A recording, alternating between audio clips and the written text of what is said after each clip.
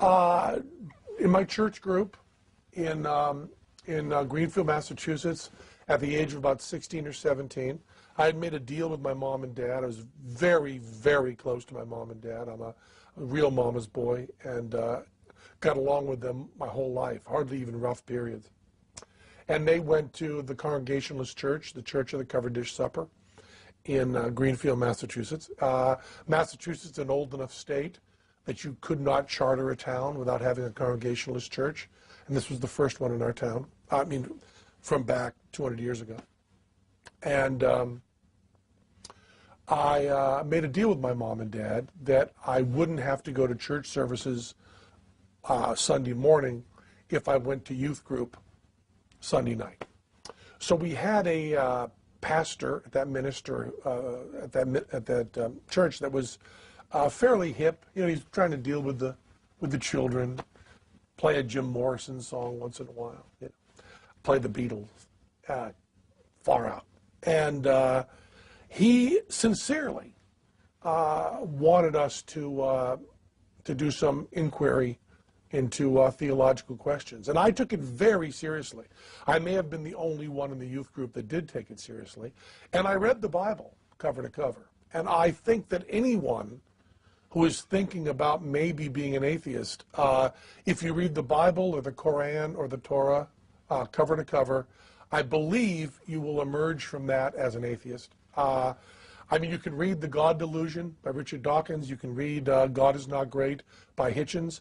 But the Bible itself will turn you atheist faster than anything. I think because what we get told about the Bible is a lot of picking and choosing. When you see, you know, Lot's daughter gang raped and beaten, and the Lord being okay with that, when you actually read about Abraham being willing to kill his son, when you actually read that, when you read the insanity of the talking snake, when you read the hostility towards homosexuals, towards women, the celebration of slavery, when you read in context that thou shalt not kill means only in your own tribe, I mean, there's no hint that it means humanity in general, that there's no sense of a shared humanity. It's all tribal. When you see a God that is jealous and insecure, when you see that there's contradictions that show that it was clearly written hundreds of years after the supposed fact and full of contradictions, I think that anybody, you know, it's like reading the Constitution of the United States of America. It's in English. You know, you don't need someone to hold your hand. Just pick it up and read it. Just read what the First Amendment says, and then read what the Bible says. Going back to the source material is always the best. When someone's trying to interpret something for you, they always have an agenda. So I read the Bible, and then I read, you know, Bertrand Russell, and I read a lot of other stuff, because in the Greenfield Public Library, the 900s of the Dewey Decimal System, I mean, one of the few people that still remembers it, the 900s are theology, and they're only about this long. I don't know if that's all on camera. They're only about this long. The one-armed guy who caught a fish this big. They're only about this long, and so I read a lot of them. And I started going into class, and to his credit, the pastor, who was a wonderful man, would let me talk to him about this stuff. And finally, after, I don't know, it's so long ago, but after months of this platonic questioning every night at youth group, the minister called my mom and dad and said, you know, I think maybe Penn should stop coming to youth group. He's no longer learning about the Bible from me. He is now converting everyone in the class to atheism.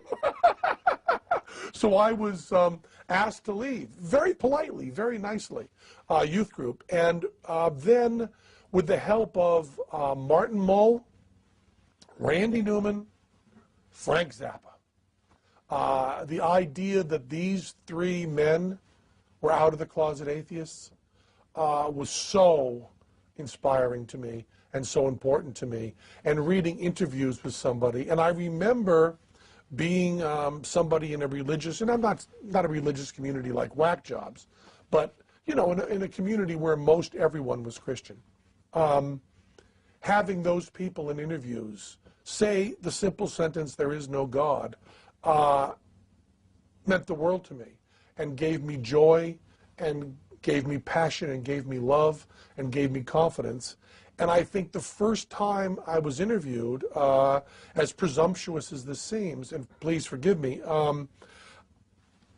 I remembered Frank Zappa's interviews, and I wanted to give a chance for someone else reading that to not feel they were alone. Now, that's less important now. I mean, the population of atheists in this country is going through the roof. I mean, I'm now on the side that's winning.